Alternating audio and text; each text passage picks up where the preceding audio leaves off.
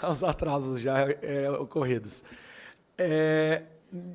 Na sequência, nós ouviremos o senhor Wagner de Jesus Vieira, que é representante do Movimento Nacional dos Profissionais de Engenharia.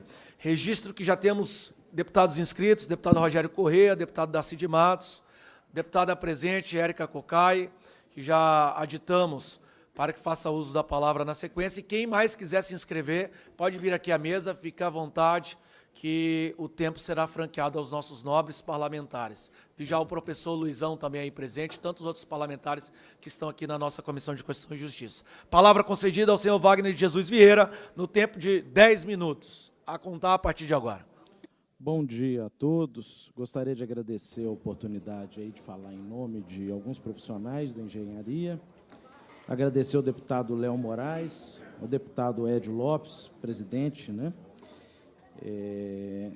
Então, eu tenho uma posição um pouco divergente em relação à questão da inconstitucionalidade da PEC. Foi dito que há vários pontos que poderiam colocar a PEC como vista inconstitucional.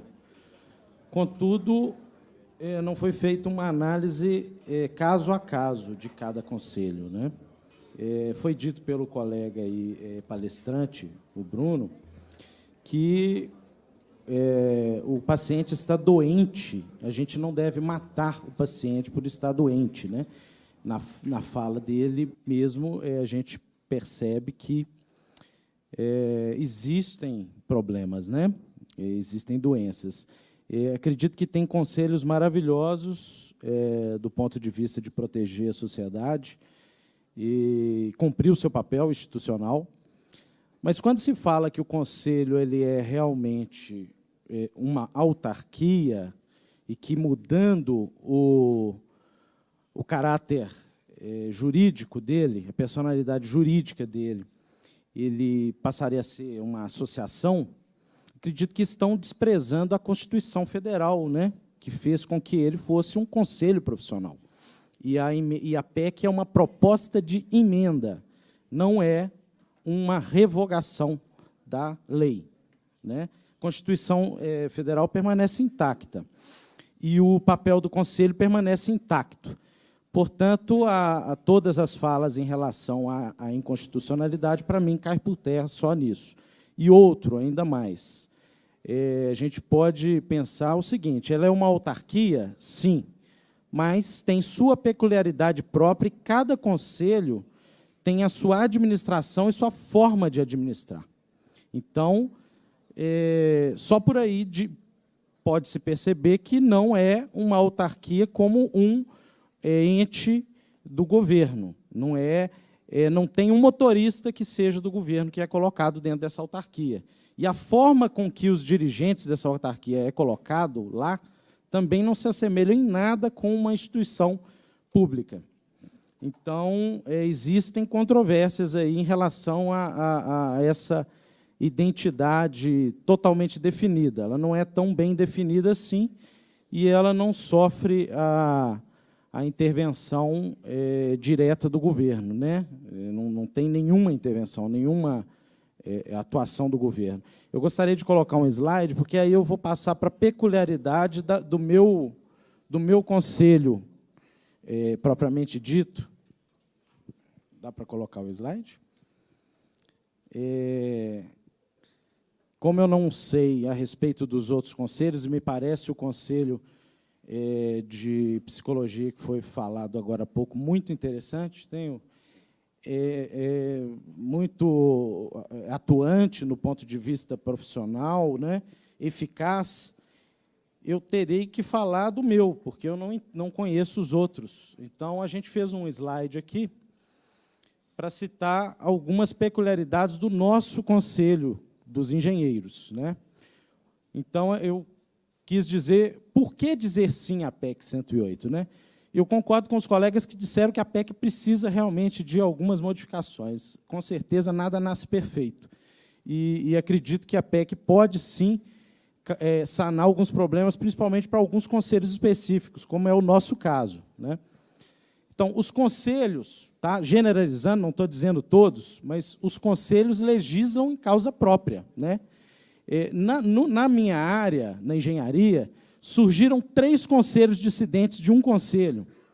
Surgiu o Conselho dos Técnicos e surgiu o CAU, o Conselho dos Arquitetos, depois de passarem anos e anos e anos brigando por atribuições dentro do Conselho. Quer dizer, os arquitetos nunca conseguiam ser presidentes do Conselho, né? Conseguiam fazer puxar sardinha para ele, e decidiram sair do CREA, né? Criaram um conselho.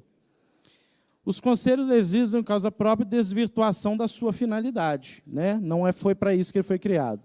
Sendo autarquias, decretam resoluções a favor de uma classe, gerando prejuízo a outra classe, como eu citei, né?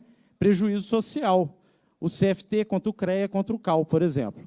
Nivelamento qualitativo de todos os profissionais, não demonstrando à sociedade claramente a capacitação e a competência desse profissional. Ou seja, para a sociedade, todos os engenheiros são iguais, basta ele prestar o serviço dele e o número dele é único para todos os profissionais. Não existe uma diferenciação entre eles. Através de resoluções, dão atribuições para profissionais que não possuem competências adquiridas no processo de aprendizagem. Né? Nós estamos com uma disputa judicial, inclusive, do CAU contra o CREA contra o CAU contra o CREA, justamente nesse sentido. Um pegando as atribuições, tirando daqueles que têm competência as atribuições de quem estudou. Dão poderes para profissionais... Só um minutinho, vamos oportunizar que o expositor conclua a sua fala e, de modo respeitoso, assim como certamente ele ouviu a todos, vamos tentar ouvir, por mais que a maioria, ou até eu mesmo, discorde de muitos pontos, é importante ouvir. Por favor, vamos oportunizar que ele fale. Obrigado, presidente. Eu acredito que eu ouvi todas as opiniões colocadas aqui, né? E seria bom eu poder dar a minha opinião. Então, justificando, o Conselho de Engenharia, especificamente, otimizou o mecanismo de fiscalização para maximizar a arrecadação, sem se comprometer com a qualidade dos serviços prestados pelos engenheiros. Ele exerce a taxação de cada atividade desempenhada pelo profissional e não realiza nenhuma análise dessa atividade quanto à qualidade segura. A taxação se chama anotação de responsabilidade técnica e é justificada como necessária para apenas identificar quem é o profissional que realiza aquela atividade técnica, isentando-se, contudo, de qualquer relação com a qualidade do trabalho prestado. O foco voltado para a arrecadação gera cada dia ações que, ao invés de promover a melhora nos procedimentos e na prestação de serviço, apenas alimenta a geração de receitas. O Conselho de Engenharia chega ao ponto de definir o cargo de agente de fiscalização para poder fazer concursos públicos, contratando no lugar de fiscais e engenheiros, agentes, com nível médio de escolaridade exigida. São eles que fiscalizam. Com o claro objetivo apenas arrecadatório, o Conselho se afasta do objetivo de sua existência, que é proteger a sociedade. Para nós profissionais, apenas apontar quem é responsável pela atividade técnica desempenhada não se traduz em proteger a sociedade. Nas milhares de outras profissões existentes, é possível identificar o responsável pela prestação do serviço sem a existência de uma declaração onerosa semelhante a um tributo.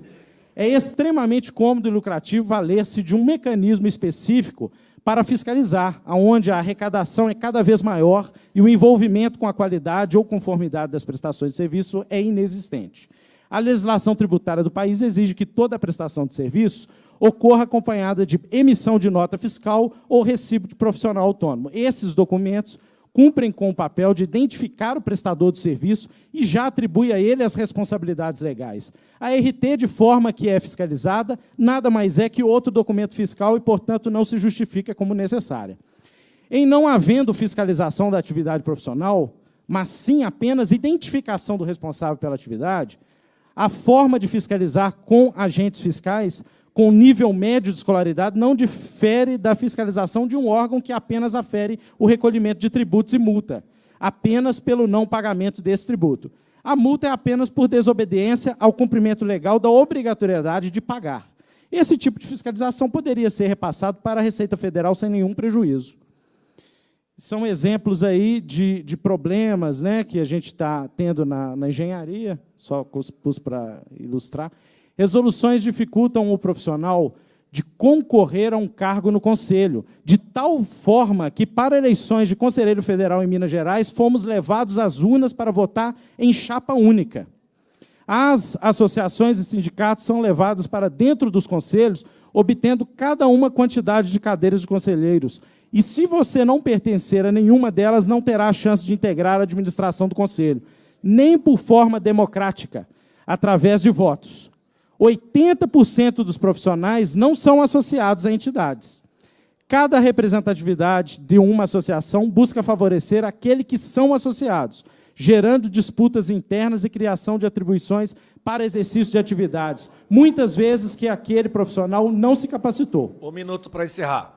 Em média, os presidentes de conselhos são escolhidos com a participação de 4% dos votos profissionais, deixando bem clara a falta de legitimidade democrática no processo. O profissional não pode ter uma participação isenta de corporativismo e buscar a melhoria de classe da engenharia como um todo, pois, para participar do conselho, precisa estar dentro de uma entidade de uma classe específica e, portanto, é cobrado por uma corporação que normalmente quer defender apenas os interesses desse grupo. Surgimento de conselhos concorrentes e milhares de demandas na justiça. Alto custo para a sociedade. Só exemplificando aqui, esse edifício em Fortaleza que caiu, ele possuía responsável técnico e tinha anotação de responsabilidade técnica. Ou seja, no nosso entendimento, a fiscalização do nosso conselho não está prevenindo acidentes e protegendo a sociedade. Por isso, justifica sim a PEC 108, com ressalvas, com modificações, com aprimoramento, é óbvio, mas justifica sim. Encerrado. Muito obrigado. Obrigado, muito obrigado.